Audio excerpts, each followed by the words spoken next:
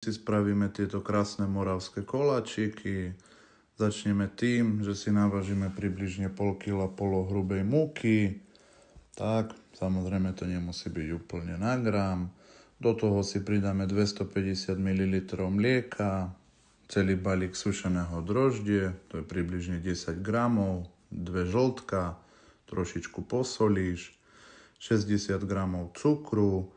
Samozrejme, veľa ľudí sa asi bude pýtať, prečo som kvások nerobil zvlášť. Vôbec to nie je nutné, pri tomto recepte dávaš dovnútra polovicu rozpusteného masla, 2 polievkové lyžice oleja, podľa chuti citrónovú arómu, približne 1 lyžicu, tá tam nie je nutná, to už nechám na tebe. Lyžicou si to dáš trošičku dokopy, nech sa ti to spojí.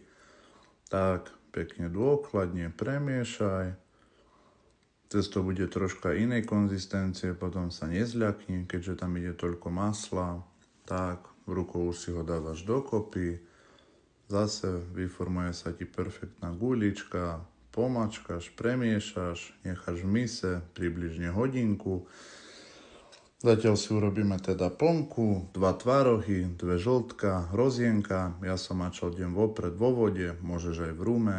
2 lyžice cukru, na to určite nezabudni. Môžeš si pridať trošičku citrónu. Tak, pomiešaš, takto by mal tvaroh vyzerať. Šup, cesto vykysnuté. Naberáš lyžicou, my to nevykrajujeme, vždy si odoberiem lyžicou. Tak, vytvorím si približne kruh. Dáme si do ňoho plnku, štiedro, zabalíme. Tak, pekne to pospája, až sa ti to neotvorí alebo nepretrhne. Vyformuješ guličku, do guličky si urobíš takúto jamku, no a už okraje potieraš rozbitým vajíčkom, len okraje, stred nemusíš. Tak, pekne do stredu si dáš lekvár alebo plnku, ktorá ti chutí. Ja používam lekvár, navrch posýpka, no a ideme s tým do truby na 180 20 minút.